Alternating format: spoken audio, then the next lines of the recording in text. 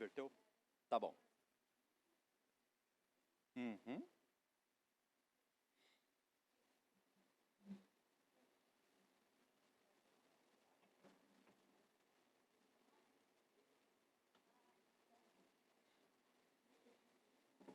Isso não foi fácil. A graduação não prepara a gente para lidar diariamente com o câncer. Eu demorei para me sentir segura em atender as crianças. São tantas as peculiaridades. Nesse período foi muito importante o apoio dos colegas mais experientes e também dos cursos recomendados pelo hospital. Eles foram essenciais para o meu aprimoramento. E foi assim que eu encontrei o OncoEnsino, uma plataforma criada pela Abrale e pelo movimento Todos Juntos contra o Câncer, que reúne os melhores profissionais da oncologia e nos prepara para o atendimento ao paciente com câncer. São mais de 30 cursos rápidos nas áreas multiprofissionais, formações em diagnóstico, tratamentos, humanização, cuidados paliativos e outros focados na prática ambulatorial. E o melhor, tudo 100% online. Por isso, assim como eu, outros 35 mil profissionais já puderam fazer os cursos do OncoEnsino, melhorando a atuação das equipes de saúde em mais de 200 hospitais pelo Brasil.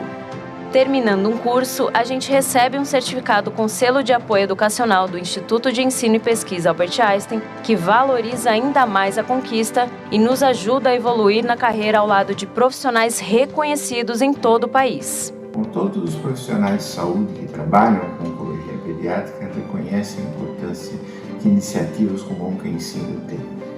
Olá, amigos. Estamos vivendo uma época complexa da medicina, particularmente na oncologia e na hematologia, onde trocar ideias entre diferentes médicos é fundamental para ajudar no diagnóstico e no tratamento assertivo dos pacientes. Ele aborda um aspecto absolutamente fundamental dentro do manuseio do câncer como um todo, que é o reconhecimento precoce das neoplasias malignas, permitindo que os profissionais gerais que recebem os pacientes inicialmente possam reconhecer de uma maneira mais prática, de uma maneira mais imediata, situações potencialmente representativas de doenças malignas. Eu apoio totalmente a iniciativa da Abrale de procurar fazer com que seja possível o contato entre colegas para tentar ajudar da melhor forma possível os seus pacientes.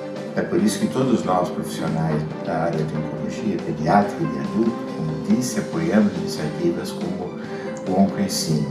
E nós, em particular, apoiamos de uma maneira decisiva e reconhecemos imensamente o seu valor. O próximo curso que eu vou fazer será de cuidados paliativos pediátricos. Eles abrem inscrições gratuitas para colaboradores dos hospitais conveniados 2 vezes por ano. Mas os cursos também são abertos aos profissionais de saúde em geral e podem ser adquiridos a qualquer momento com início imediato. Eu já escolhi meu novo curso e estou ansiosa para a próxima turma. Se você é profissional da saúde, venha conhecer e fazer parte dessa rede.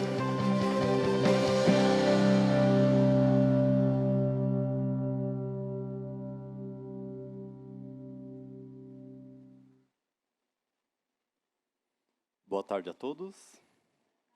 Gostaria de agradecer em nome da Abrale, do nosso Comitê de Fisioterapia, a presença de todos. Estamos muito emocionados.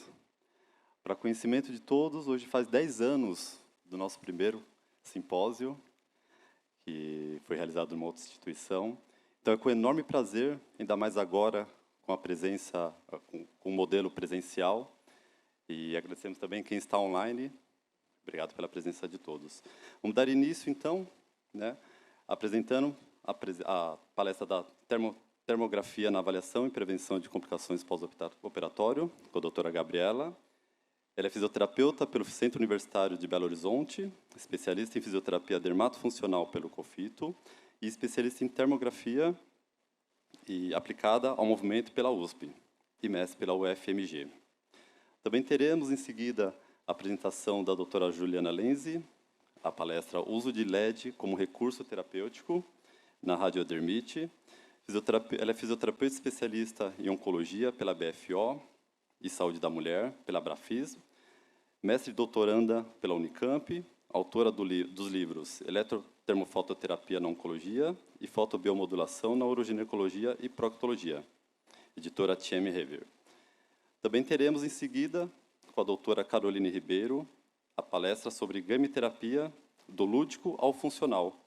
Ela é fisioterapeuta do Instituto de Tratamento do Câncer Infantil, Itaci, da HFM-USP, especialista em fisioterapia, em terapia intensiva e neonatologia e pediatria pela Sobrafir. É especialista também em fisioterapia cardiopulmonar e em pediatria pela HCFM-USP. Muito obrigado pela presença de todos. Podemos dar início?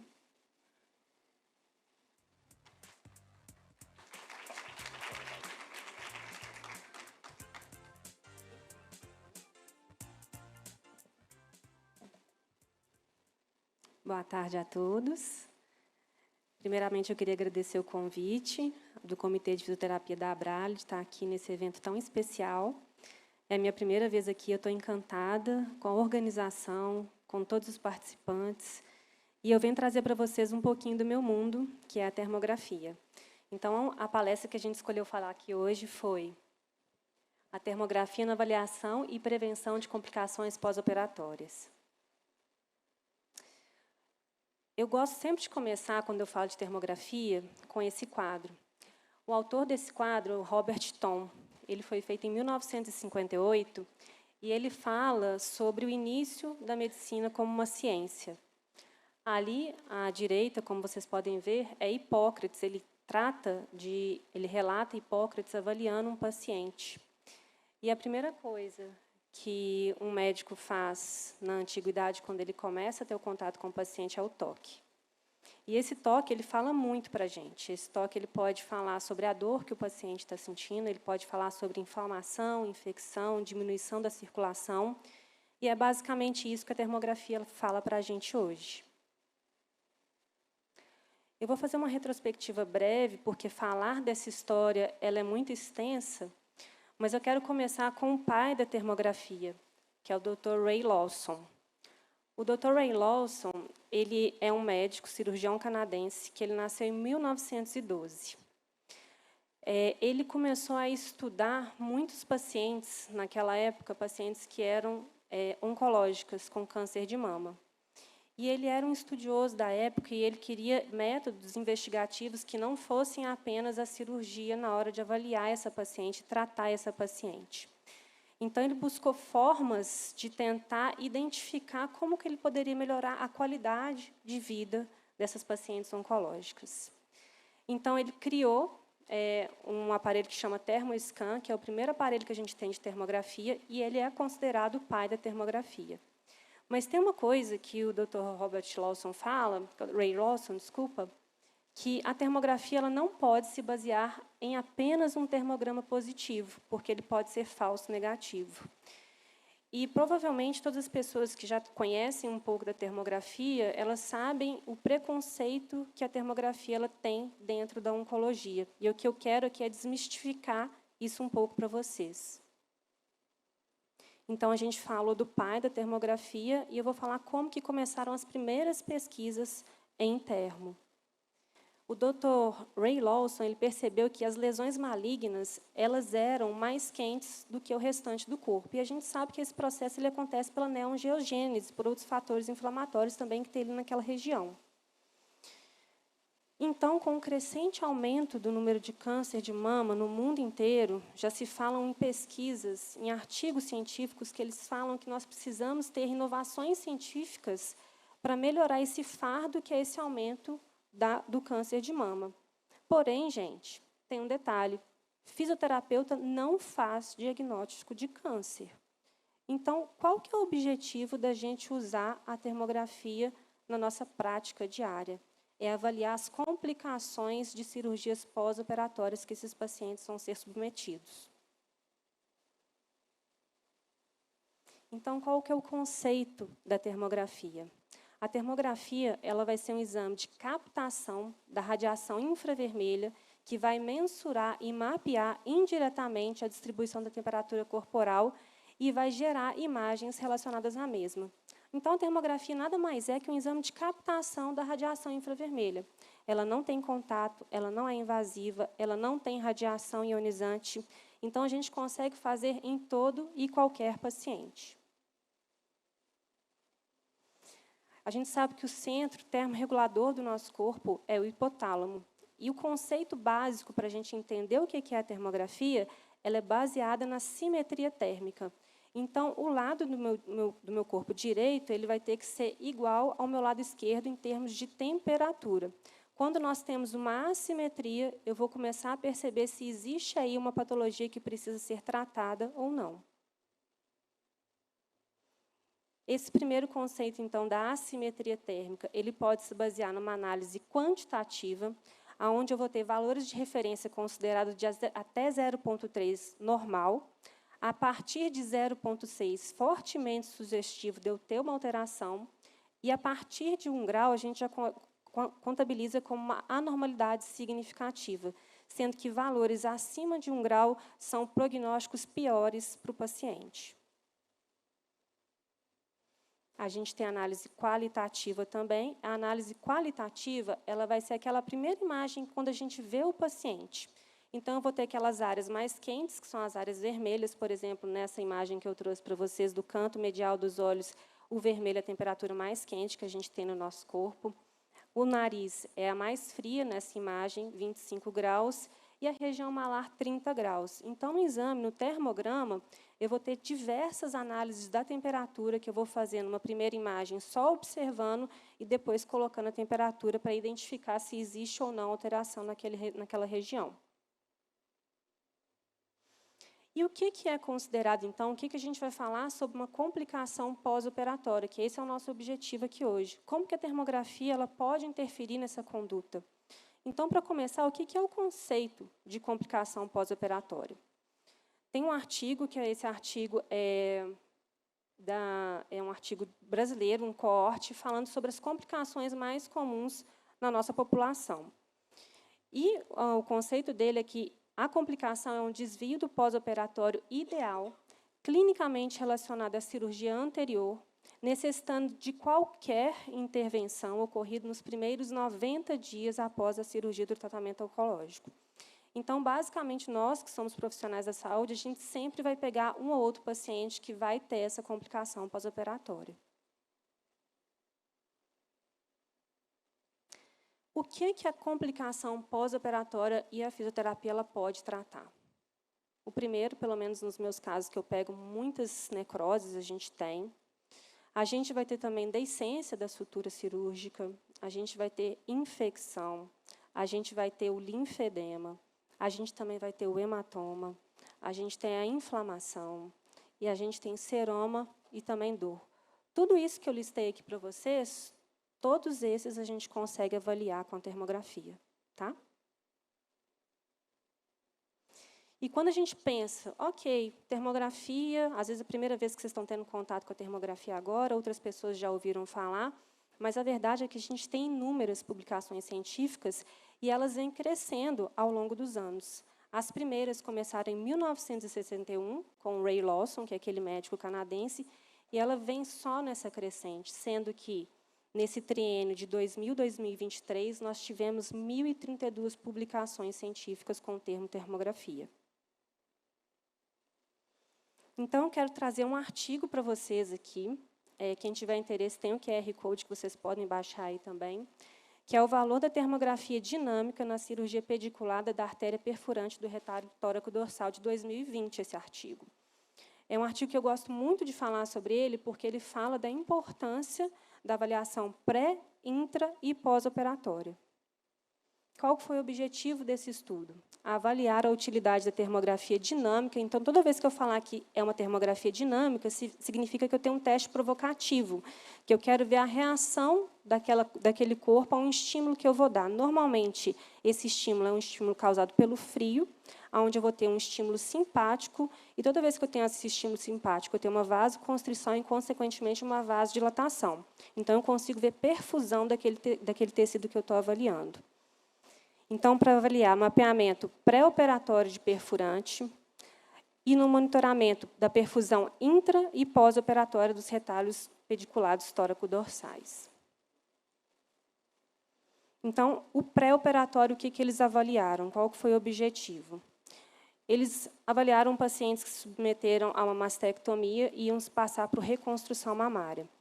Nessa imagem A, as perfurantes, que são os vasos nutridores daquela região, elas foram localizadas pelo Doppler com pontos vermelhos. A gente sabe que hoje o Doppler é considerado um padrão muito eficiente para avaliação dessa parte vascular das perfurantes. E com a termografia, eles identificaram esses pontos, essas cruzinhas pretas, que, na verdade, existiam mais perfurantes do que o Doppler conseguia identificar. E só para mostrar para vocês a imagem térmica correlacionando as perfurantes com os pontos que eles avaliaram pelo Doppler.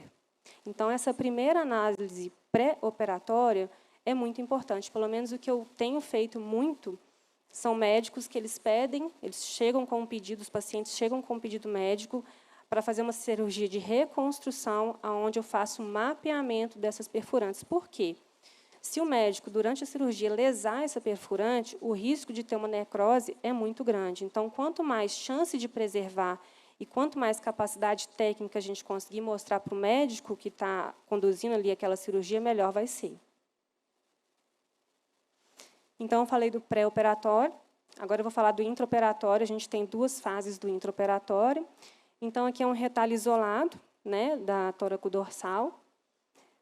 Logo após o cold test, que é considerado esse teste pelo estímulo do frio, a gente consegue ver que tem uma radiação reduzida, que são essas áreas mais esverdeadas e azuladas, e sem nenhum hotspot. O hotspot ele nada mais vai ser do que um ponto avermelhado naquela região, que significa que a perfurante está ali nutrindo aquele retalho.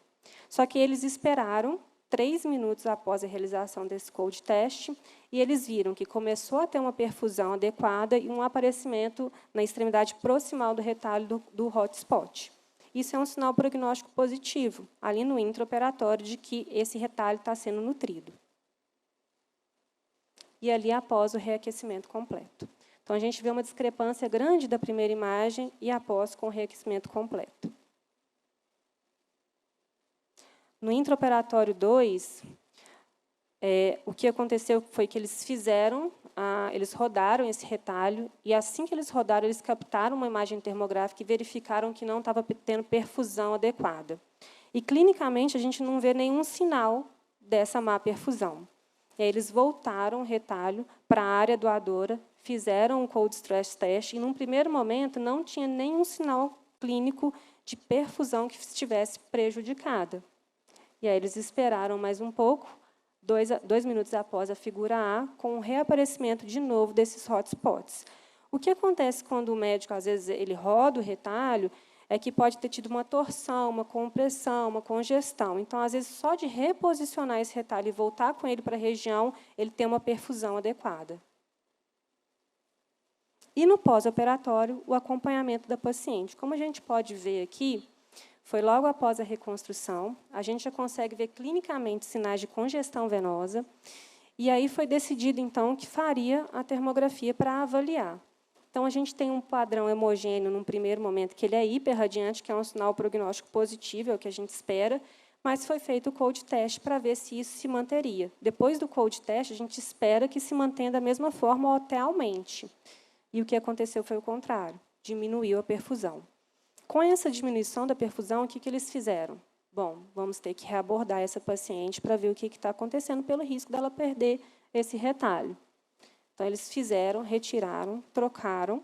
Vocês conseguem ver nitidamente o sinal de melhora da congestão venosa, né? Em contrapartida, a gente consegue também ver junto aquela última imagem que eu mostrei, onde a gente não tinha perfusão, que estava um padrão homogêneo hiporradiante, e, logo após a retirada e colocada de um outro implante, a gente consegue ver os pontos de reaquecimento.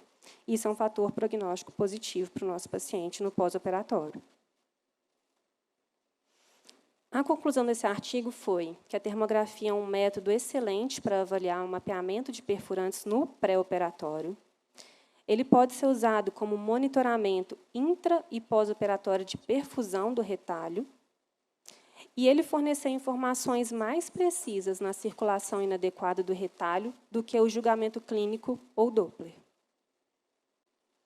E aí eu queria trazer para vocês 3 casos clínicos da minha rotina, na minha prática, que são importantes, né? Eu acredito que quem trabalha com isso acaba vendo muito na prática diária, né? O primeiro que a gente vai falar vai ser de necrose, tá? Que é esse caso aqui de uma paciente que ela veio num pós-operatório, ela estava já com sinais de sofrimento visíveis a olho nu, então não precisava da termografia para mostrar para a gente, mas o que eu queria fazer? Eu queria avaliar se uma mama, por exemplo, a mama da direita comparada com a esquerda, se ela tinha um maior risco de perder aquele retalho que foi gerado, ou então ter uma deiscência maior da sutura do que o outro lado. E como a gente pode ver, na mama direita, vocês conseguem perceber que tem uma área hiporradiante, que é um traçado esverdeado com um ponto logo abaixo. Eu não tenho o laser aqui para mostrar, mas eu acho que está dando para entender, né? E adjacente a ela, uma área hiperradiante avermelhada. Isso é um fator prognóstico positivo quando a gente avalia ferida. Significa que a gente está tendo uma boa perfusão naquele local, mesmo que esteja tendo uma ferida naquela região. Em contrapartida, na mama esquerda, a gente consegue ver uma área extensa e hiporradiante, como se fosse um sinal de interrogação ao contrário, com pouca perfusão, ou seja, uma área mais hiporradiante quando comparado com a mama contralateral. E aí a gente pode, igual eu falei para vocês, a gente tem a área hiperradiante, a hiporradiante, e na mama esquerda a gente tem duas áreas que são hiporradiantes, com um prognóstico um pouco pior. E na termografia a gente pode trabalhar com diversas paletas. Uma das paletas que a gente tem é a paleta venosa, que ela é muito interessante para a gente visualizar os vasos também daquela região. Então, a gente consegue ver na mama direita, tem uma congestão venosa ali um pouquinho aumentada, um fluxo sanguíneo aumentado, mas quando a gente olha para a mama esquerda, praticamente a gente não tem. E quanto maior essas áreas esbranquiçadas nessa paleta venosa, pior é para o nosso paciente. Para mostrar a parte, né, anatômica, então eu não precisava de termografia para ver que estava tendo uma alteração. Avaliação de seroma, né, muito comum. Esse caso foi um caso muito simples, muito tranquilo. A paciente apresentava um seroma bem localizado no quadrante inferior lateral da mama direita. Quando comparado com a mama esquerda, essa área hiporradiante, quando comparada com a mama esquerda, a gente tem uma área que é considerada hiperradiante quando comparada uma mama com a outra. Mas se eu tivesse o mesmo padrão da outra mama direita, eu consideraria essa imagem hiporradiante. Mas como a gente fala sempre da simetria, que é comparativo do lado direito com o nosso lado esquerdo, então o meu lado esquerdo está hiporradiante. Direito, desculpa. Quando a gente troca a paleta, a mesma coisa, a gente vê esse foco mais esbranquiçado, que é um sinal de que tem alguma alteração acontecendo nessa região. Do outro lado, a gente não percebe essa delimitação desse foco branco. E olha só que interessante, olha, o olho nu, a gente não consegue visualizar essa alteração, né? Então, muito antes que a complicação apareça, a termografia ela vem como um fator para mostrar para a gente se vai ter ou não uma chance de complicação daquele nosso paciente. E falando de ferida, né, as deiscências que a gente tem, que é muito comum também na parte oncológica, essa é uma mesma paciente com um tempo de evolução de 3 dias entre uma proposta de tratamento que foi feita com ela. Num primeiro momento, a gente consegue ver na mama direita uma área... deixa eu voltar aqui. Uma área hiperradiante, com foco hiporradiante esverdeado. Toda a área hiperradiante ao redor dessa ferida fala para a gente de um processo inflamatório intenso que está acontecendo naquela região. E uma das coisas que a gente tem que pensar em controlar para ter uma cicatrização perfeita é controlar, modular esse processo inflamatório. Porque se a gente não controla a fase inflamatória de uma cicatrização, a gente não entra na fase da remodelação. E foi o que aconteceu com essa paciente, né? De acordo com a terapêutica que foi estabelecida para ela, ela diminuiu esse processo inflamatório. A gente consegue perceber também uma diminuição da área hiporradiante que estava ficando um pouco mais homogêneo. Quando a gente troca de paleta, a mesma coisa, a gente consegue perceber essa diferença. Então, esse foco mais esbranquiçado, ele começa a ficar um pouco mais acinzentado. A imagem anatômica não é muito boa, mas tomara que dê para vocês perceberem a diferença de um lado para o outro também, como que isso modifica. Tá? Bom, o que eu queria falar de termografia que eu trouxe para vocês é muito breve. A gente tem um mundo muito extenso para falar, são inúmeras possibilidades que a gente pode utilizar com o nosso paciente, seja ele oncológico, seja ele de uma vascular, qualquer patologia. E espero que eu tenha plantado em vocês a sementinha, né, da curiosidade em viver esse mundo da termografia. E eu gostaria de encerrar com uma frase do Albert Einstein falando que a mente que se abre a uma nova ideia jamais voltará ao seu tamanho original. Gente, muito obrigada pela paciência de me ouvir aqui e eu estou disposta para qualquer dúvida que vocês tiverem. Muito obrigada.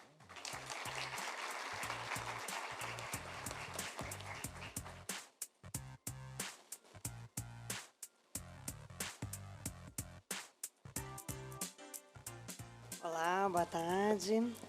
Boa tarde a todos. Eu queria começar agradecendo... Onde você deixou, Gabi? Aqui? Ao Comitê Abrali por mais uma vez esse convite. É sempre uma honra estar aqui com vocês e parabenizar, né? O Guilherme aqui representando, mas todas as meninas que eu sou fã incondicional, parabéns. O evento está maravilhoso e cada ano que eu venho, vocês superam a organização. Muito obrigada. Bom, me foi pedido para falar do uso do LED como recurso terapêutico na radiodermite. E eu queria começar perguntando quem gostaria de ter feito laser naquele retalho que ela mostrou lá. Eu fiquei pensando. Coçou a mão, né? Eu não tenho nenhum conflito de interesse com essa palestra. E quando a gente fala de LED, a gente precisa entender esse conceito, que é o conceito da fotobiomodulação. Muitas vezes, esse é um conceito que é muito confundido, porque nós temos laser, cold laser, low level laser therapy, então laser de baixa potência, laser de baixa intensidade, LED. O que a gente precisa entender é que os nossos dispositivos hoje, os que são utilizados em grande quantidade pelo fisioterapeuta, são lasers que produzem a luz através do diodo. Então, a nossa fonte de bombeamento é o diodo. E, por isso, para a física, tudo isso que a gente usa, a gente deveria chamar de LED. Mas, para a tecnologia da fisioterapia, a gente vai chamar de laser de LED colimado, laser por diodo colimado, ou LED mesmo. Dentro de uma corrente eletromagnética, que é o que ele é caracterizado, ele é uma corrente não ionizante, portanto, não promove dano ao DNA e também é atérmico. Ou se ele tem alguma alteração térmica, é por conta da interação dele com receptores fotônicos, que são os cromóforos, né? Algumas estruturas que a gente tem aí no organismo. Tá? Dentro do contexto da fotobiomodulação e do LED, que a gente vem aqui buscar, a gente pode conversar desde o comprimento de onda violeta, que é o que permeia para o azul, até o infravermelho próximo. Lembrando que esse infravermelho próximo, no LED, ele vai até, no máximo, 800, 830 nanômetros. Muito bem. E o que é a radiodermite, né? Então, a gente vai precisar fazer um raciocínio para entender o porquê que a gente vem falando disso. A gente sabe que, em um primeiro momento, há uma reação cutânea, que pode ser classificada, inclusive, em grau 0 pela Sociedade Internacional, né, de Radioterapia. E essa reação cutânea eritematosa, ela é causada por um dano vascular. Muito bem, se ela evolui, vai haver um aumento da permeabilidade vascular, uma vasodilatação, não tem aqui, né, apontador? Não, tá. Como vocês podem observar, e aí ela é classificada como o critério da oncologia 1. Quando ela evolui, há uma grande produção das citocinas, quimiocinas, e, portanto, a gente vai ter uma reação inflamatória que vai ser regulada positivamente pela produção dessas células troncos epidérmica basal. Então, a gente precisa lembrar que a destruição da radiodermite ou radiodermatite, ela vem um pouco mais de profundo para a superficial, né? E aí que se tem a descamação seca, que é a classificação de grau de severidade 2, através do critério da RTOC. Também, quando a gente tem o esgotamento dessas células tronco, né? Então, quando realmente a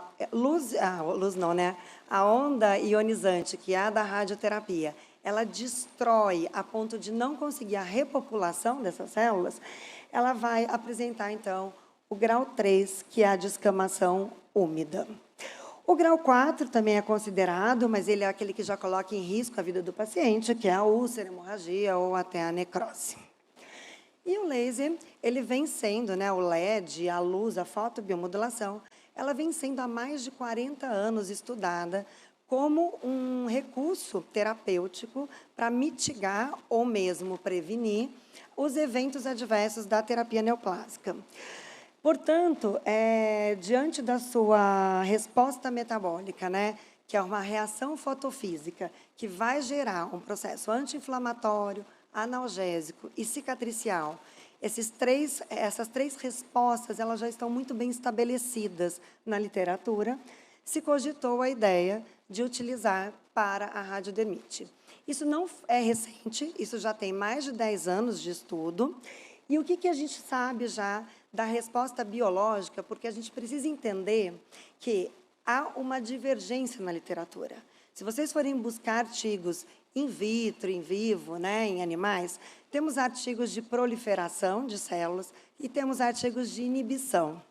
O que a gente precisa entender são as doses que são utilizadas. Então, sempre que a gente fala de fotobiomodulação, a dosimetria ela é muito importante, porque é ela que vai ser a responsável pela resposta de sinalização celular, desde a transdução de sinal, onde eu vou ter a formação de novos, por exemplo, fibroblastos para haver a cicatrização, a transcrição, né, de sinal, desculpa, até a teoria de Caru, que é a mais bem aceita na literatura, que fala de um incremento do ATP.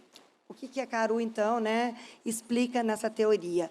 Ela explica, e é a teoria mais bem aceita da fotobiomodulação, que os principais cromóforos eles estão na mitocôndria, e quando a mitocôndria sofre um estresse oxidativo, e isso acontece principalmente no câncer, pelo desvio energético tumoral, para haver, né, aquela hipóxia peritumoral e a sinalização, isso vai gerar uma presença de um óxido nítrico mitocondrial, que, por sua vez, né, falando um pouquinho mais amplo, vai gerar um estresse na célula. Portanto, quando a gente busca na literatura, né, sobre a fotobiomodulação, vocês vão observar que a gente tem diversos artigos. Eu trouxe alguns deles para a gente discutir. Uma das coisas que preocupa muito a fisioterapia é o quê? A fibrose radioinduzida. E esse artigo vem trazendo ela como uma síndrome que vai desencadear, a longo prazo, outras disfunções, como o linfedema, as miosites ou até as fibroses de órgãos mais profundos, como aderências intestinais e tudo mais. E ele vem discutindo como que a fotobiomodulação poderia mitigar a formação dessa fibrose. De fato, a gente tem alguns artigos que já nos mostram que a luz visível e a luz infravermelha próxima também, mas principalmente a luz visível, ela tem uma interação com o citocromo C-oxidase no complexo 4 da mitocôndria, que é o que vocês podem observar ali na segunda figura, né, no segundo artigo, e isso vai gerar uma normalização, então, de todo o metabolismo celular, inclusive uma sinalização para o núcleo da célula de transcrição celular. Então, a gente pensando naquele conceito da radioterapia, nenhum dos conceitos, né, de repopulação, isso pode justificar a segurança do uso da fotobiomodulação. Além do que, a gente também precisa lembrar que tem o conceito da reoxigenação. A gente precisa de oxigênio no tecido para a radioterapia fazer o efeito. E aí, a fotobiomodulação, com a liberação do óxido nítrico mitocondrial, que vocês podem observar ali também na imagem, ela vai fazer uma interação com os vasos e promover, então, uma vasodilatação.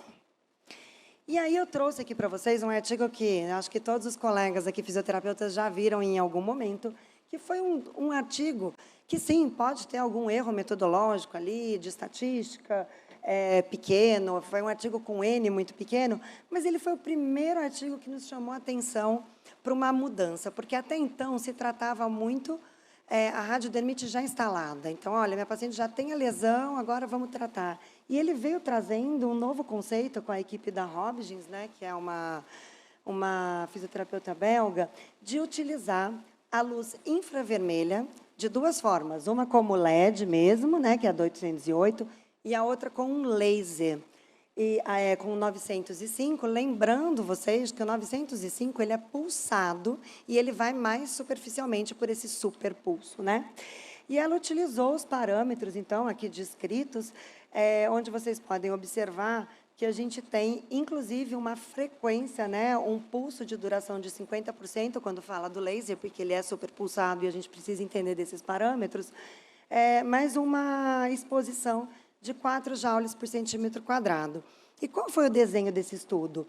Ela colocou um grupo controle e um grupo laser, onde ela pôde observar, no final, que não houve a prevenção total, mas houve uma mitigação do grau de severidade. Então, há uma diferença significativa entre o grupo controle e o grupo laser, mas a partir da segunda semana, né? Então, é quando a paciente já tinha recebido ali os 66 grays. Isso se justifica, né, a hora que a gente lê o artigo e consegue discutir um pouquinho, porque é nesse momento que há um acúmulo de energia e quando a paciente começa, então, a apresentar essa disfunção.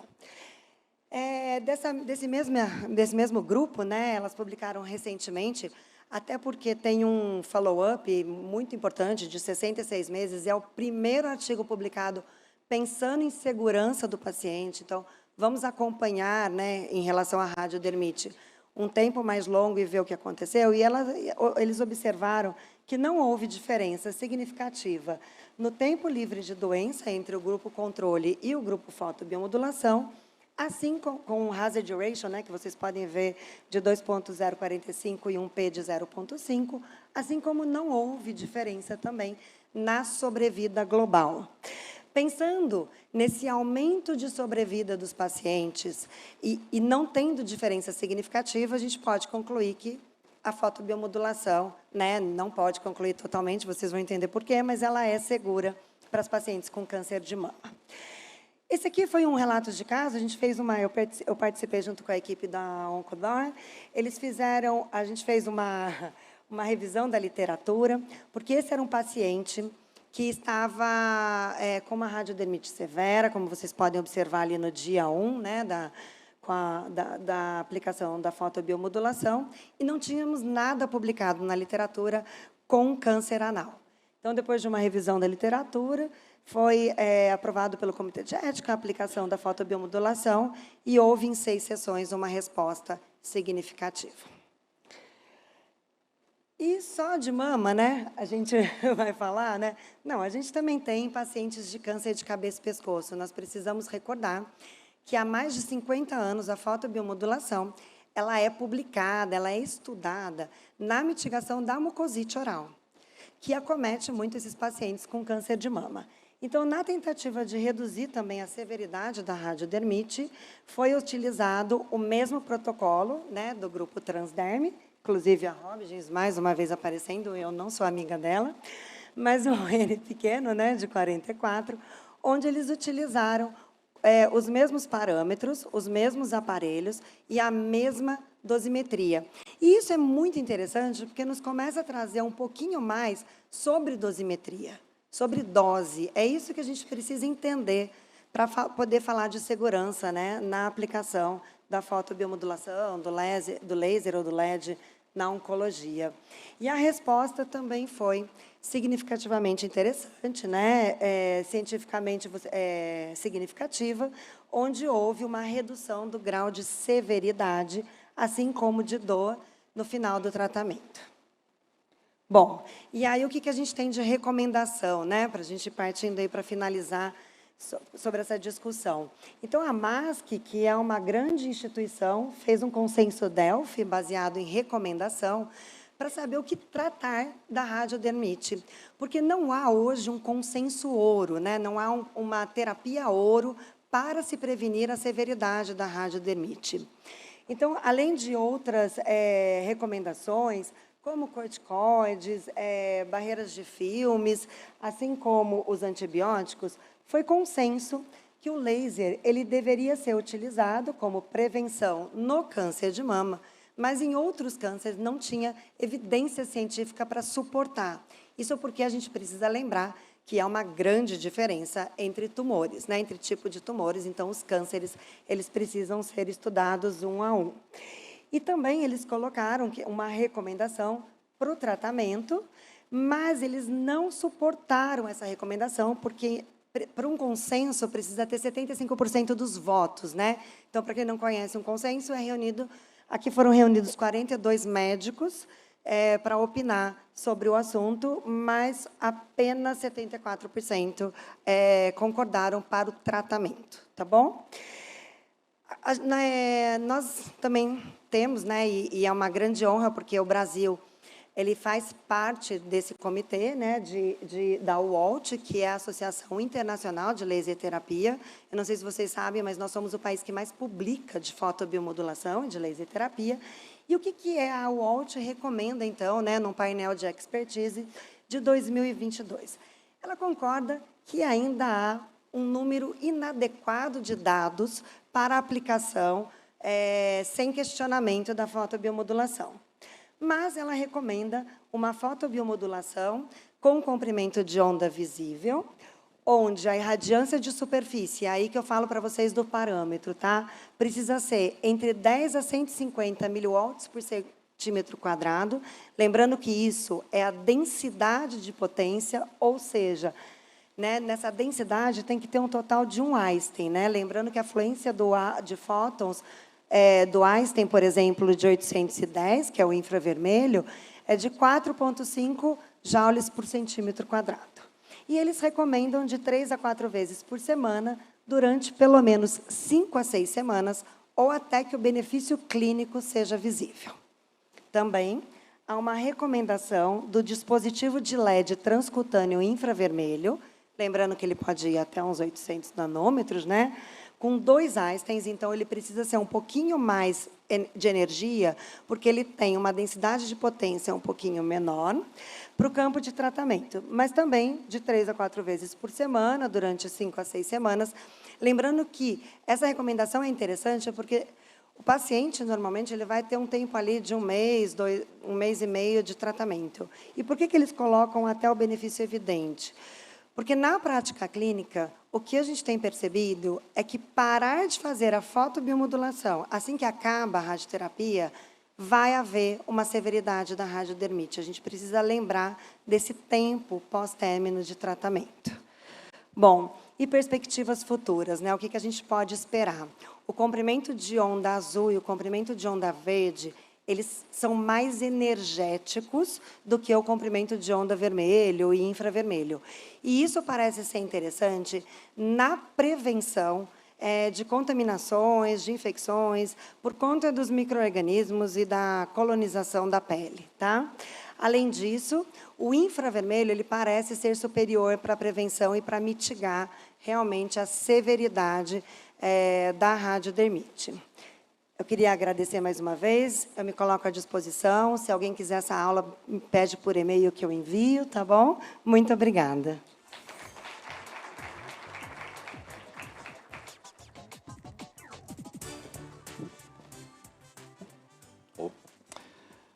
Bom, dando prosseguimento e na ordem correta das palestras, temos o prazer de apresentar o Dr. Rafael Martins Ferres. Ele é presidente do CREFITO 3, é fisioterapeuta, tem MBA em Gestão e Negócios pela USP, é sócio fundador do Grupo Resportes e Negócios Fisioterapia. Com vocês, Dr. Rafael.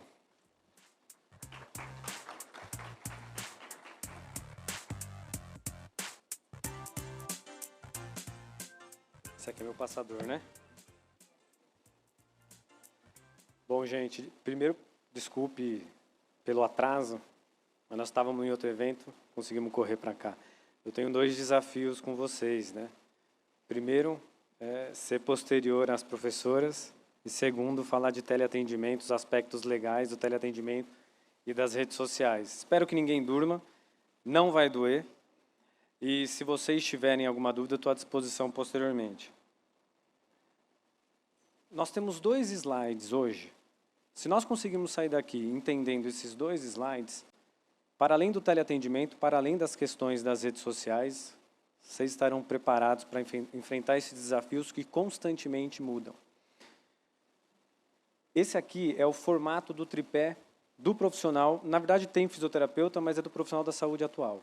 Ele precisa se desempenhar em 3 eixos. Primeiro, a prática baseada em evidência. Por que prática baseada em evidência? Não é porque as professoras estavam falando de artigo científico, não é porque o Léo Costa fala nas redes sociais, etc. Porque prática baseada em evidência é o que nós temos de melhor para uma relação de cuidado qualificada, né? Pensando no desfecho clínico, agregando valor naquela relação entre o profissional de saúde e o paciente. Esse aspecto ele tem que ser levado em conta, inclusive para além do dilema ético de um profissional da saúde atender um usuário, atender uma pessoa. A gente tem que usar a prática baseada em evidência dentro dos aspectos da gestão administrativa, da gestão da nossa relação de cuidado, que é um outro eixo que nós, enquanto profissionais da saúde, precisamos utilizar. E por que nós estamos falando de prática baseada em evidência e aspectos da gestão para falar de teleatendimento e redes sociais? Porque a rede social ela tem um caráter de mercado apelativo, muitas das vezes, para que a gente se conecte com os nossos usuários, com as nossas personas. E esse tipo de conexão ela é regrada. E aí a gente entra no papel, no aspecto da legislação. Toda relação ela possui uma regra, seja a relação profissional da saúde e paciente, seja a relação prestador de serviço e cliente. E é curioso, nós sempre temos que lembrar, toda relação de cuidado, toda relação fisioterapeuta, médico, enfermeiro com o paciente, ela intimamente é ligada com uma relação de prestação de serviço. E a relação de prestação de serviço, ela também é regrada. A relação de cuidado ela é regrada pelos conselhos. E a relação da prestação de serviço ela é regrada pela legislação brasileira. Então, dessa forma, imagine o seguinte, nós temos a legislação, que são as normas que nós precisamos seguir, as regras, e aí eu vou, no próximo slide, que é o que a gente fecha esse conceito, é aquilo que vai nortear como nós devemos conduzir a nossa gestão, tanto do teleatendimento quanto das redes sociais. E a gestão, propriamente dito, é quais os métodos, quais os recursos que nós vamos utilizar para fazer isso. E eu sempre trago esse conceito, que é o conceito da hierarquia da legislação brasileira. A gente sempre importa esses modelos europeus, e é um modelo que dá certo, a gente chama aqui de pirâmide de Kelsen, porque, normalmente, o pessoal fala assim, nossa, o CREFITO, o CREMESP, os conselhos, eles são muito chatos. E é o contrário. Vejam, quando nós vamos atender um paciente, não é opcional o termo de consentimento. É obrigatório. Qualquer intervenção que façamos com o paciente, ela precisa ser consentida. Qualquer divulgação que façamos do nosso paciente, ela precisa ser consentida, e quem diz isso não é o CREFITO, é a Constituição Federal, é a proteção dos direitos humanos, que, posteriormente, ao longo do tempo, para uma melhor interpretação, foram construídas leis, como a Lei Geral de Proteção de Dados, que protege os dados, que cria características e elementos para que a gente cuide e trate a segurança e privacidade dos dados. E aí, sim, nós entramos nas normas dos conselhos, que são normas, normalmente resoluções ou acórdãos, que vão visar a tradução do que a legislação fala. É por isso que existe uma resolução de como divulgar o paciente, é por isso que existe uma resolução de como tratar o prontuário do paciente, porque existem leis e normas constitucionais que vão dizer que isso é obrigatório. E que bom, porque se nós invertemos os papéis, enquanto paciente, nós gostaríamos de ser tratados assim. Ninguém gostaria de uma foto sendo divulgada pela internet sem o seu consentimento. Ninguém gostaria de ter o acesso, de desejar o acesso a um prontuário e não ter esse acesso ao prontuário.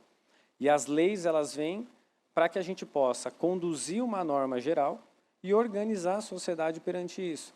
E é importante dizer que, muitas das vezes, nós não cumprimos essas normas.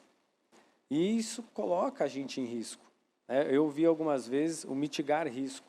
A palavra mitigar, ela é importante para a gente, porque toda a carreira de sucesso, independente do que sucesso significa para nós, para cada um de nós, ela precisa ter a prevenção de risco, que é o que a gente chama de compliance, cumprir a norma. Porque o paciente, se ele sentir dano, ele não vai requerer os seus direitos somente nos conselhos, ele vai para a justiça, e é o que acontece hoje. Muitos fisioterapeutas, muitos terapeutas ocupacionais, muitos médicos, muitos enfermeiros sofrem com a justiça por erros que muitas das vezes poderiam ser mitigados. Então, essa pirâmide de hierarquia da legislação é importante para que a gente faça uma concepção de que a maior parte das normas que são emanadas, que são expedidas pelos conselhos de classe, elas não são criadas a partir de uma análise do conselho. Elas são fruto de decisões legais e constitucionais, que nós, enquanto cidadão, precisamos obedecer. Então, dentro dessas duas concepções, de entender o nosso tripé de atuação e entender que existe uma hierarquia para o funcionamento daquilo que a gente faz, a gente já parte de uma premissa de por que existem o teleatendimento, a divulgação da rede social. Vamos começar pelo teleatendimento. Primeiro, nós temos lei federal que dispõe sobre as condições para a prestação de serviço, para a prestação da assistência no teleatendimento. Então, a gente tem uma lei federal, que é o meio da hierarquia da legislação, e nós temos uma resolução do Conselho Federal que ele vai autorizar, que ele vai criar o atendimento não presencial e as suas modalidades. Teleconsulta, teleconsultoria e telemonitoramento. Isso não tem na legislação. A lei ela faz um geral para todos e o Conselho Federal de Fisioterapia e Terapia Ocupacional ele normatiza para fisioterapeutas e para terapeutas ocupacionais. Ok? Então, vamos lá, gente. Quais são os princípios da lei do teleatendimento? Primeiro, autonomia do profissional da saúde. Agora que eu vi que eu consigo ler aqui, vai ficar mais fácil. Senão vocês vão ter que me atender depois. Autonomia do profissional da saúde. O profissional da saúde, ele detém a autonomia de atender ou não. Lembra da prática baseada em evidência? Existe evidência para que esse cuidado ele seja prestado na modalidade não presencial? É importantíssimo a gente utilizar as evidências para a tomada de decisão, né?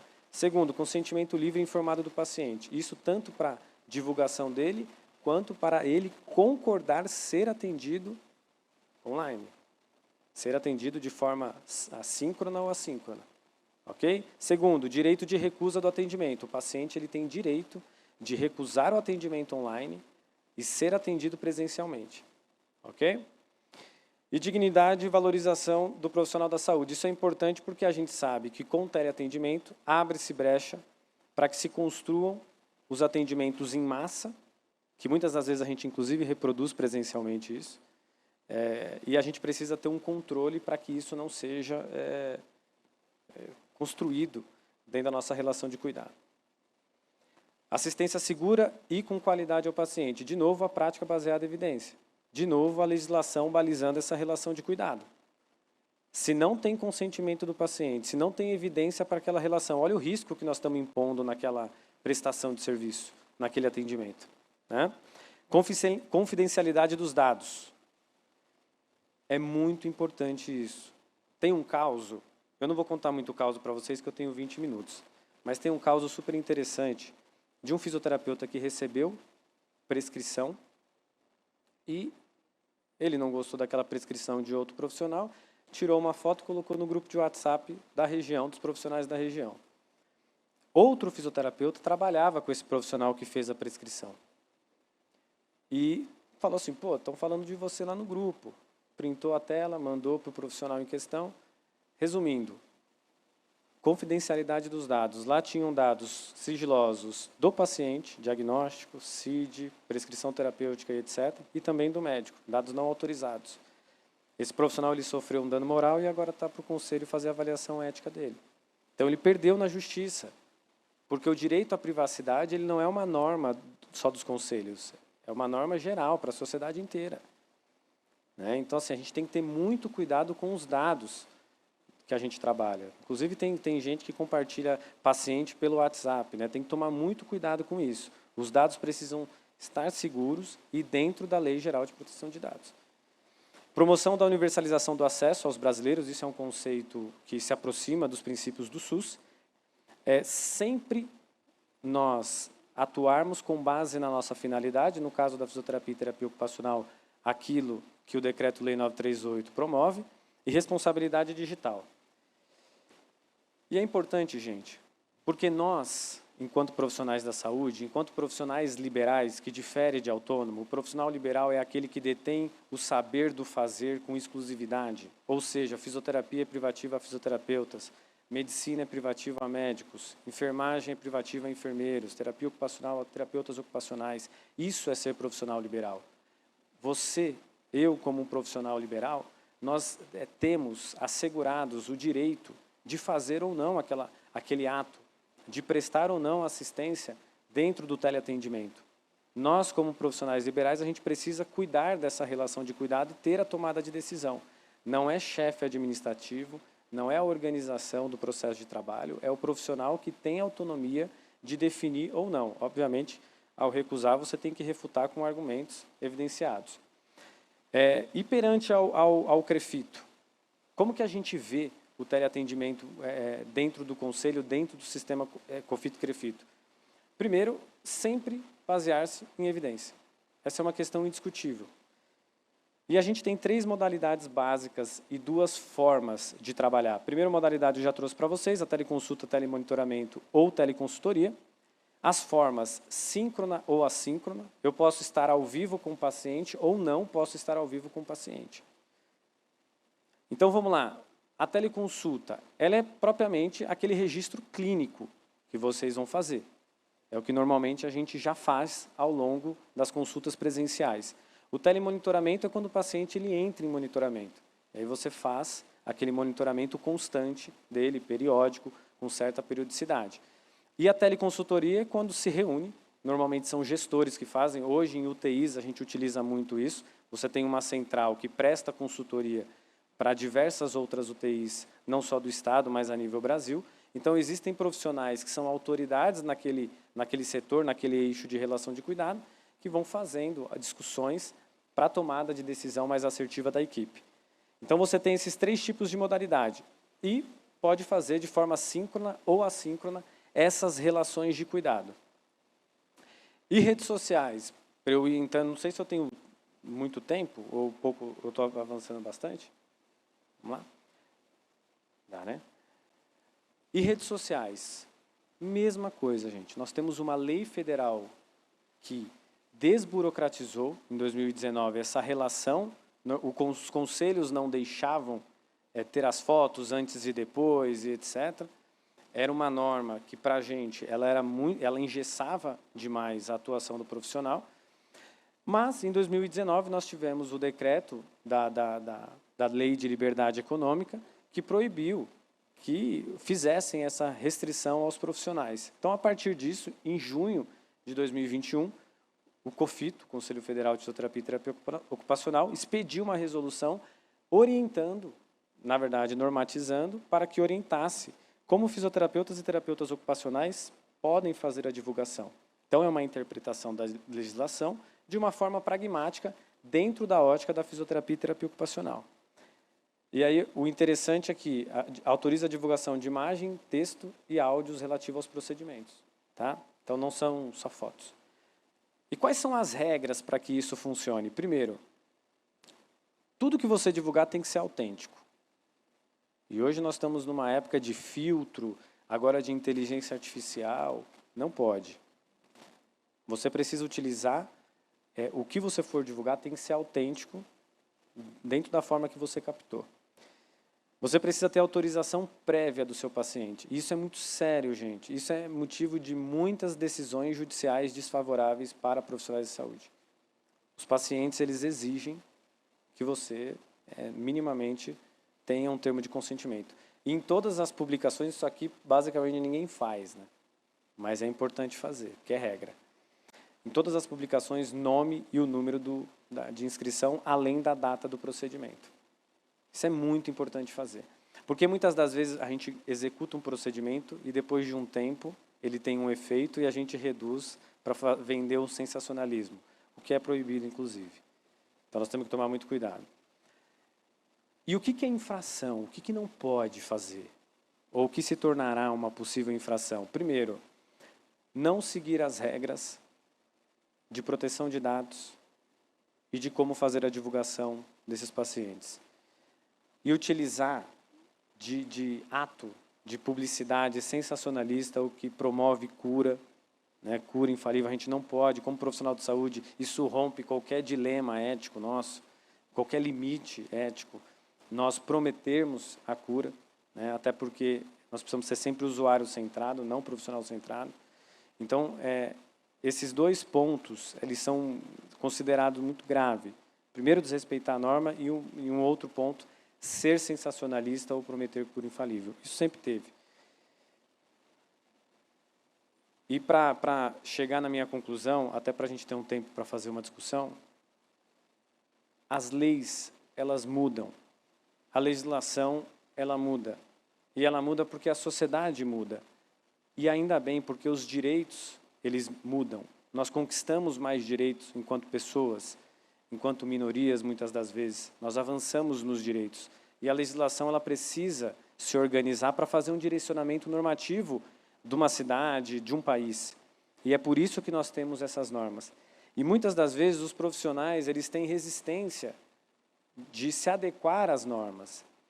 Primeiro que não é opcional para todos nós seguir ou não seguir a lei. A gente precisa seguir a norma. E segundo que é importante para a sociedade, nós oferecermos a nossa relação de cuidado de uma forma segura.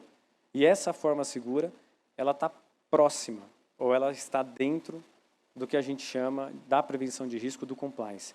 Eu trago muito essa frase que foi atribuída a Darwin por conta da construção dele, que não é o mais forte que sobrevive, nem o mais inteligente, mas o que melhor se adapta às mudanças. Só para fechar, lembrando da mudança, um prontuário ele precisa ser mantido durante 20 anos, não é mais 5, né? Porque tem lei nova e a gente não se adapta. Mas se o paciente, imagina 13 anos, o paciente chega para você e fala assim, olha, eu quero meu prontuário, você nem lembra quem que é o paciente, mas você tem que entregar o prontuário. 20 anos, isso é norma federal. Então é importante nós nos adaptarmos para que a gente possa, primeiro, preservar a nossa relação de cuidado e também a integridade de nós enquanto profissionais de saúde. Gente, era isso que eu queria falar com vocês, eu estou à disposição. Como a professora, minha palestra está à disposição de vocês também, acho que depois o evento pode distribuir, está autorizado. Obrigado, viu?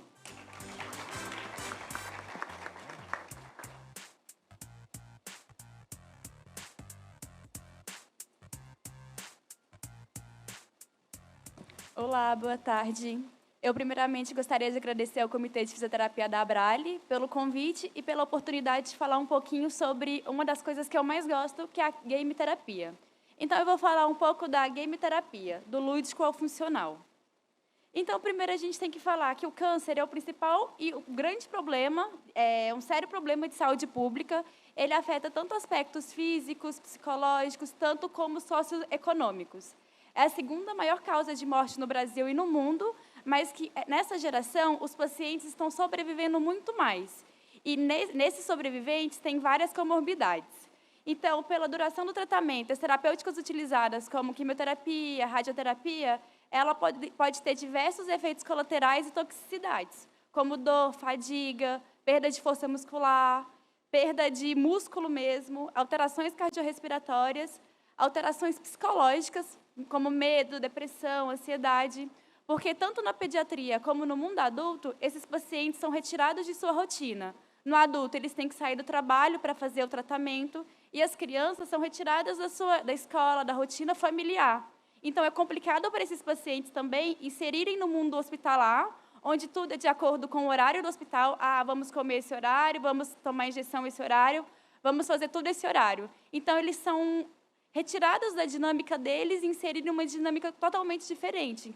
Então, querendo ou não, gera muita ansiedade, medo, receio. E tudo isso afeta tanto a funcionalidade como a qualidade de vida desses pacientes.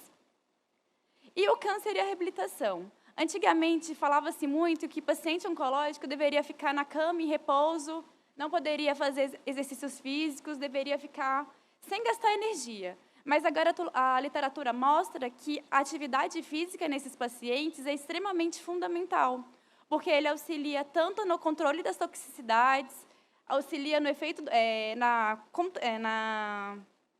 redução dos efeitos colaterais, auxilia também no sistema imunológico, melhora o CD34, por exemplo, em pacientes que vão fazer transplante.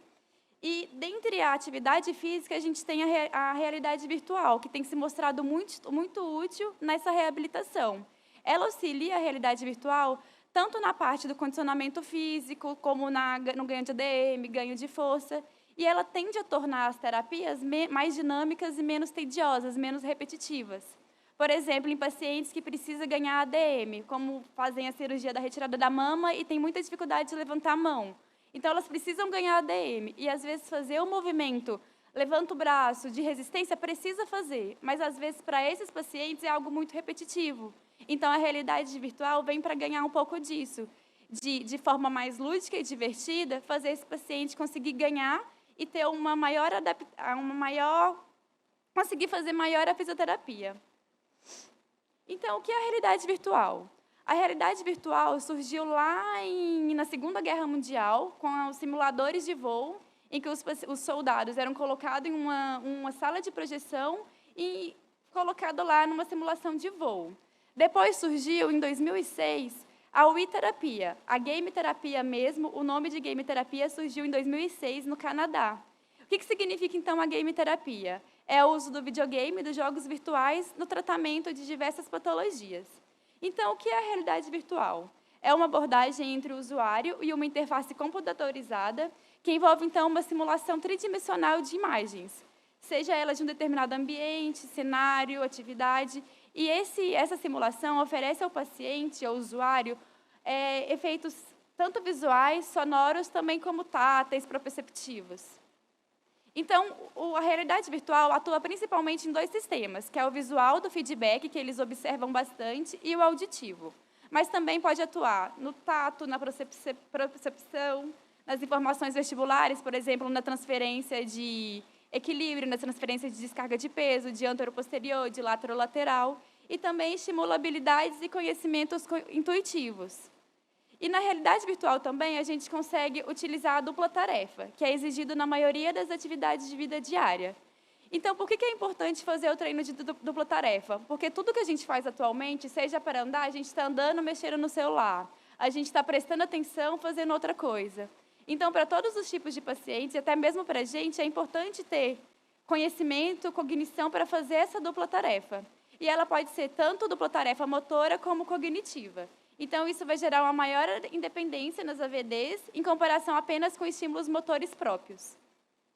E quais são as características da realidade virtual? Ela é uma coexistência integrada de 3 ideias básicas, que é a imersão, que é o sentimento, então, de estar dentro do mundo virtual, a interação, que são as reações no mundo virtual, elas têm reações imediatas.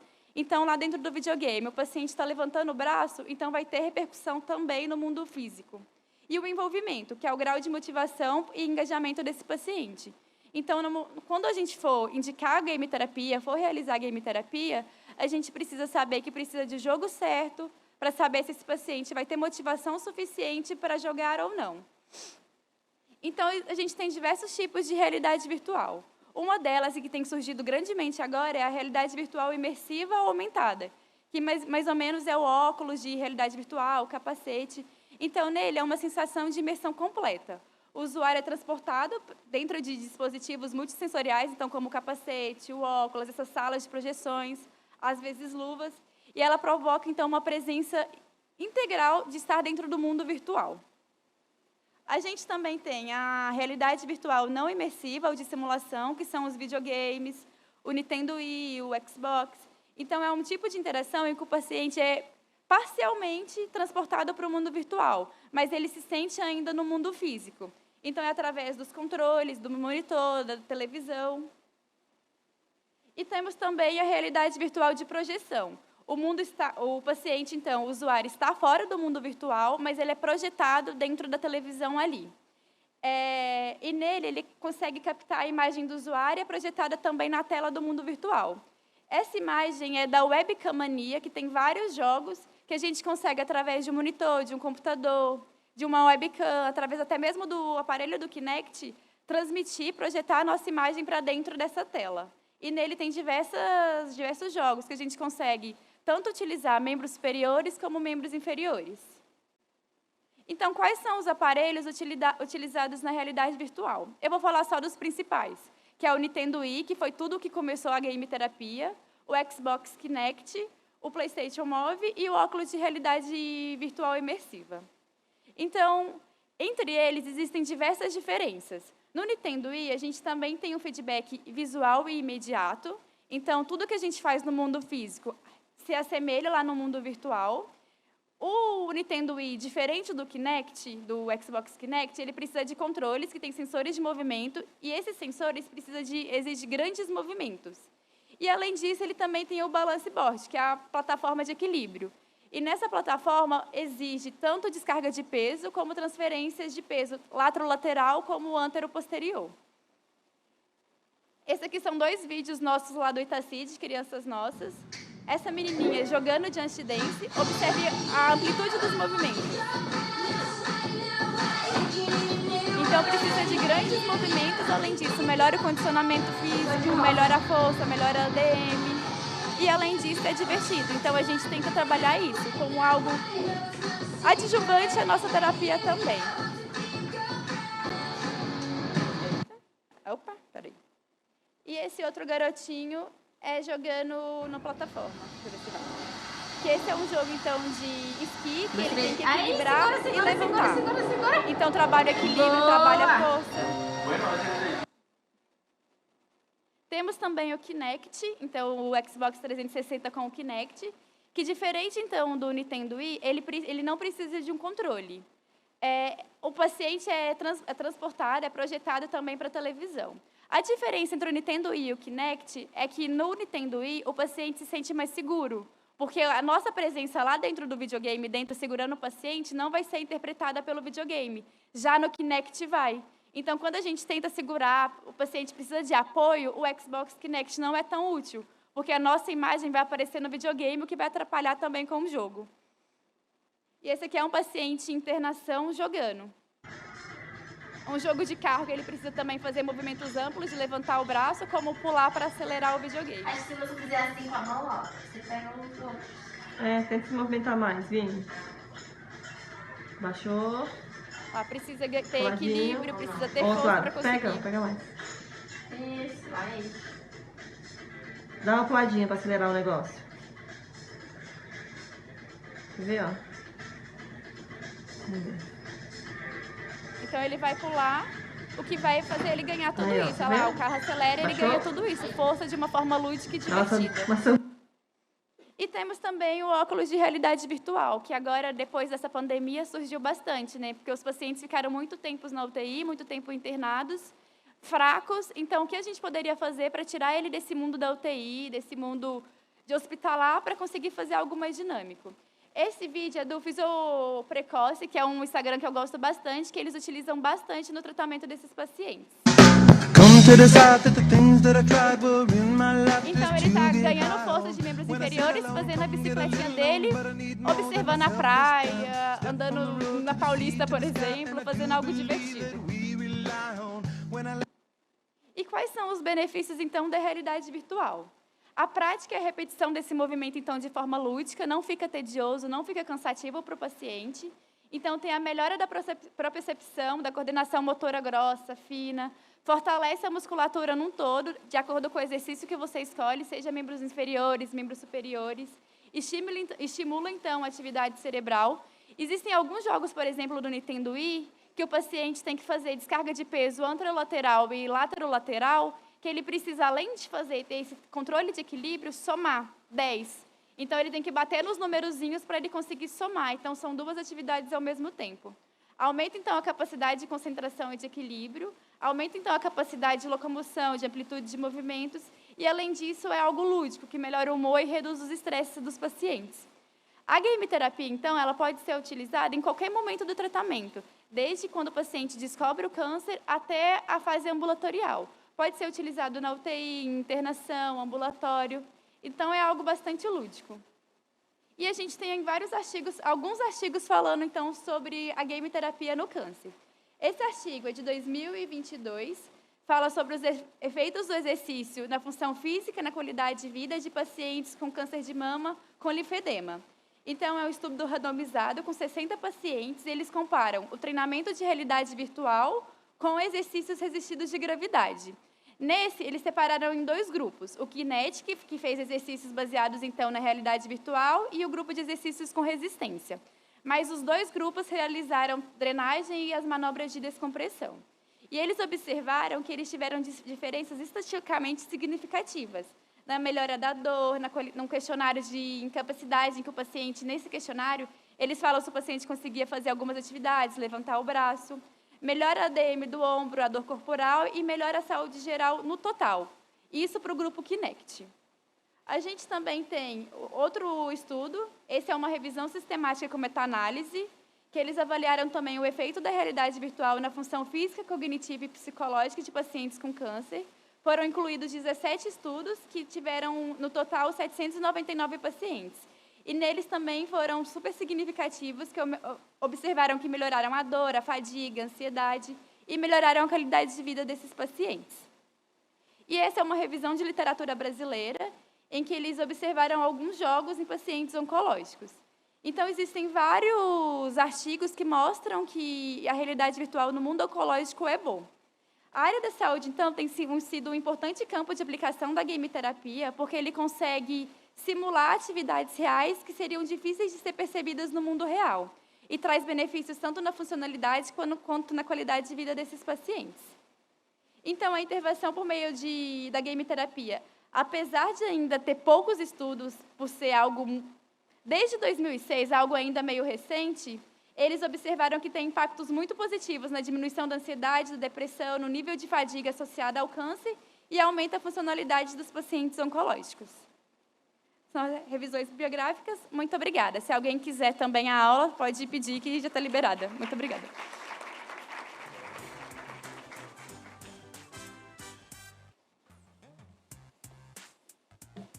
Que nível essas palestras, hein? Olha, parabéns, viu, pelas exposições. Bom, temos aí um tempinho para perguntas. Alguém?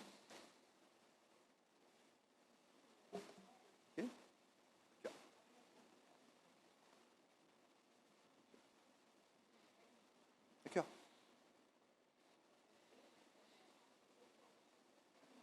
Ah, o QR Code. Verdade. Foi comentado, sim.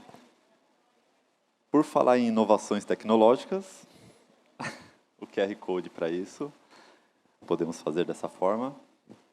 Mas até isso acontecer, pode ser uma pelo menos? Pode? Parabenizar pela organização, pelas palestras. Ju, querida, eu nunca vi, mas até porque a gente está ainda engateando, né, nos trabalhos de fotobiomodulação em radiodermite, mas pelo menos agora no SUS está acontecendo muito hipofracionamento, pela questão da dificuldade de acesso dos pacientes para ir todo dia, né? A gente sabe que tem paciente que mora 1, 2, 3 horas dos serviços. E aí essa frequência de 5 vezes por semana fica inviável, né? Porque assim, a gente tem a dificuldade de paciente vir para fazer, a gente delineia a pesquisa lá fazendo 2 vezes por semana. A gente está com umas engatilhadas aí.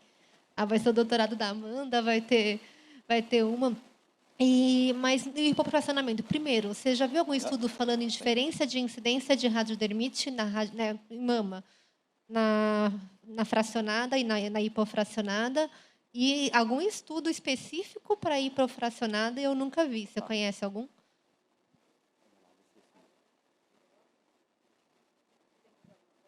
Não, está liberado. Pronto. Obrigada, Samantha. É um prazer te ter aqui na plateia. Samantha tem inclusive da Hopkins e os colaboradores, a bendita Hopkins, que não tem como.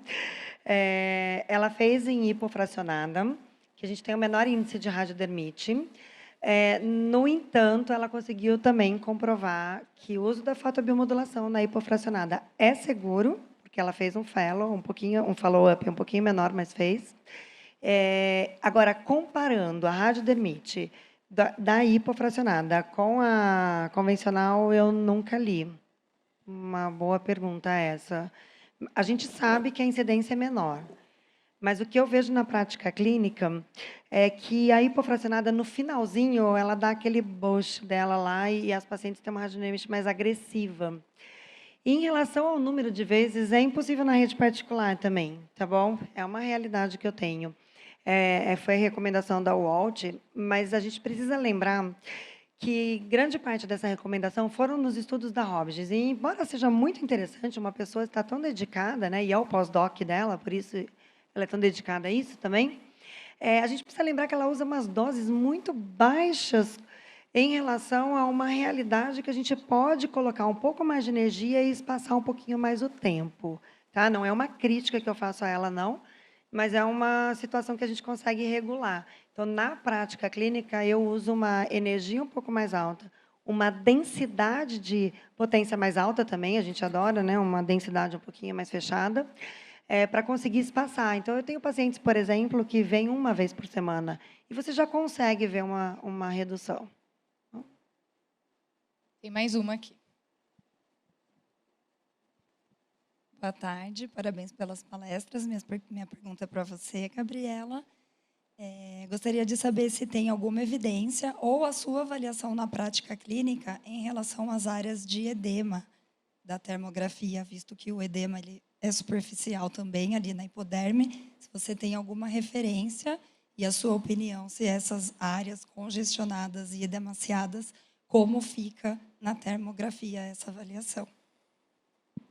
Oi, tá joia? Como é que você chama? Fernanda. Fernanda. A gente já tem alguns artigos que falam, não necessariamente de edema, mas de linfedema. E aí eles classificam pela termografia, tem até um estudo piloto que está sendo feito por fisioterapeutas, não sei se é na Alemanha, onde no linfedema grau 1 e grau 2 a gente tem um aumento da temperatura na termografia, e quando a gente entra no grau 3, essa temperatura ela baixa. Então, na minha prática clínica, eu vejo a mesma coisa. Quanto menos grave, maior a temperatura. Quanto mais grave, menor a temperatura. Então, a gente está começando a ter esses estudos, sim. Eu espero que tenham mais. Eu vejo algumas poucas colegas começando a trabalhar com isso, mas a gente já tem alguns estudos. Poucos, mas já tem. Obrigada. Bem, boa tarde, tudo bem? Rafael, eu sou a Paula, sou do Comitê de Fisio da Abrale. Quando a gente pensa hoje em dia nessa questão de tecnologia, tudo modifica, né? Eu faço parte de uma equipe de atendimento domiciliar que tem 2 meses que a gente implantou o prontuário eletrônico. A gente vê como isso é importante, quanto isso nos respalda, né? E que a gente não tem esse hábito, infelizmente, mesmo sabendo que é lei e que a gente tem que ter, a gente não tem, agora que a gente está começando a ter um pouco mais esse hábito, essa preocupação, né? E a gente estava conversando aqui, quando a Caroline estava mostrando os vídeos, que será que o Rafael está pensando? Será que tem autorização ou se não tem? Então, a gente estava nesse questionamento, mas, sendo do Itaci, a gente sabe que tem todas as autorizações. E daí, para a Caroline, foi só um comentário, né? E para a Caroline, assim, sabendo do tratamento oncológico, como é impactante para os pacientes, e muitas vezes a gente chega na internação e fala, vamos fazer a físio hoje? E o não é a primeira resposta. Você sente que com o game, quando você oferece o game, eles aceitam mais, eles aderem mais ao atendimento? Porque, para os adultos, a gente tem muita restrição. E mesmo quando a gente coloca alguma tecnologia a mais para eles, sempre torce o nariz, né? Para a criança, você sente que a aceitação é um pouquinho mais fácil de fazer a físio? As crianças sempre gostam de jogar videogame. O que a gente tem mais dificuldade são com os pais, porque falam assim, vocês vão fazer fisioterapia ou vai jogar videogame? Aí a gente tem que explicar tudo para eles, que o videogame também é uma forma de terapia. Mas a maioria das crianças gostam bastante. Os adolescentes ainda, quando estão em processo de mucosite, processo ativo da quimioterapia, têm um pouco mais de dificuldade. Mas eles aceitam muito mais do que uma fisioterapia convencional. Mas a gente deixa claro para eles que é algo coadjuvante, é algo adicional à terapia e não vai mudar a fisioterapia convencional. Pode. Desculpa, viu? Eu acho importante a gente pensar na questão do prontuário, porque eu coloquei o eixo de gestão e tem muito disso. Nós achamos que, muitas das vezes, o prontuário ele é um inimigo, né? Ele é um malvado, né? Mas, para o futuro, para o presente e para o futuro, é impossível a gente tomar decisão clínica sem a prática baseada em evidência e também sem os indicadores clínicos. Eu acho que é impossível a gente ter uma gestão de cuidado qualificada sem um demonstrativo de quanto nós estamos evoluindo, né? Assim, no mínimo, eu sempre brinco com o pessoal que trata dor crônica, você pergunta a dor do seu paciente, quanto que o seu paciente está com dor? A dona Maria, ela chega para você no primeiro atendimento, você pergunta se tem dor, ela fala, estou com dor, meu filho, estou com dor. No 4º atendimento, você fala, está com dor? Ela, não, estou com dor. Ela tem um feedback de que o processo de cuidado não está funcionando. Justamente porque nós, enquanto profissionais, nós entendemos que é um processo. Mas o paciente não, ele acha que é binário, né? Ele deita na maca, ele já sai resolvido. Então, eu acho que o prontuário, e aí para cada segmento, para cada nicho de atuação, precisa trabalhar com escalas e indicadores clínicos que vá demonstrando uma evolução daquilo que a gente está fazendo. E hoje, como tu disses, a questão da tecnologia, ela avança para um lugar que será impossível a gente tomar a decisão clínica sem avaliação de dados. Então, eu acho que o prontuário a gente tem que reverter esse papel, sabe? De entender que ele é um parceiro da gestão qualificada. Então, é dentro desse eixo que eu acho que a gestão do cuidado ela precisa partir. Ótimo. Chegaram 2 perguntas agora pela internet para a doutora Gabriela. Uma da Daniela Salvaia e Michele Lessa. A gente pode resumir em uma pergunta só. Perguntam sobre o valor desse equipamento de termo, se tende a ficar mais acessível, né? Como controlar o ambiente para a utilização do aparelho e a procura da termoavaliação, né, e ser realizadas apenas pelos físicos, que a gente estava conversando, né? Fica à vontade. Você repete para mim as primeiras? O valor. Valor tende a ficar mais acessível. Das câmeras, né? Bom, a gente tem câmeras de entrada hoje que elas começam a partir de 4.000, 4.500, que são câmeras boas, como resolução de infravermelho mínima para análise no ser humano, que é 19.200 pixels. E a gente tem câmeras hoje que custam até 80, 90 mil reais, que são câmeras consideradas como resolução bem maior, que eles falam profissionais. Já existe hoje uma tendência a validar essas câmeras de entrada para análise mesmo do corpo humano, porque não é muito da nossa realidade, nem enquanto fisioterapeutas, nem do SUS mesmo, ter câmeras muito caras para um método de triagem, de acompanhamento desses pacientes. Então, assim, essas câmeras elas ficam mais ou menos em torno disso. Que mais? Qualquer outra pergunta? Fala sobre também o funcionamento, a procura da termo. Então, bom, o meu relato que eu posso falar, eu comecei a trabalhar com termografia em 2016, até 3 anos atrás, a termografia era muito pouco conhecida. E hoje, lá em Belo Horizonte, que é onde eu trabalho, eu tenho indicação de vários médicos, não apenas profissionais, fisioterapeutas, mas médicos que querem fazer acompanhamento pré-operatório para avaliação de perfurante desses pacientes. No intraoperatório, o profissional fisioterapeuta ele já entra para fazer esse acompanhamento, e no pós-operatório também. Então, a procura vem crescendo. Eu tenho colegas que já trabalham também com a termo e vem percebendo cada vez mais esse aumento, porque a gente viu ali nas publicações científicas, então a tendência é que a comunidade científica fique mais alerta com relação às possibilidades de prevenir complicações e, consequentemente, adotar e procurar mais profissionais que consigam fazer isso. Ótimo. Perguntou do ambiente também, não foi? Isso. Como funciona, né, o controle do ambiente, como se controla Assim, na teoria, quando a gente faz uma termografia no pré-operatório e no pós-operatório, a gente tem que ter um ambiente termicamente controlado, que a gente chama de LIT, que é o Laboratório de Imagem Térmica. Normalmente, a temperatura do ambiente fica em 22 graus Celsius, a umidade da sala tem que estar abaixo de 60%, então a gente consegue controlar. Se for no intraoperatório, a gente tem que esquecer tudo isso, porque a sala, né, do intra é muito gelada. A gente tem, às vezes, pacientes que elas colocam manta térmica, depende do profissional. Então, a gente chama isso de termografia de guerra. A gente tem aquela referência, então é aquilo que a gente vai fazer. Não só no intraoperatório, mas também no acompanhamento, por exemplo, do paciente que está internado. Se precisar fazer alguma triagem desse paciente, a gente chama também de termografia de guerra, que é um ambiente onde a gente não consegue controlar, mas dá para fazer sim. Ótimo, maravilha. Obrigada. Mais alguma pergunta?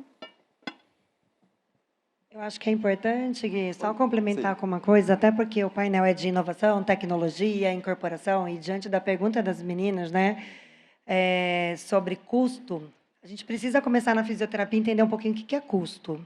Né? Eu acho que custa 90 mil, custa 100 mil, tem coisa de 100 mil que é barato. O laser, por exemplo, ele é custo efetivo. O que é isso? Resumindo, professora, mas o laser é caro, é isso que eu escuto sempre, né? Eu não consigo comprar, é muito caro. Não, o laser é barato, tá? Ele é custo efetivo.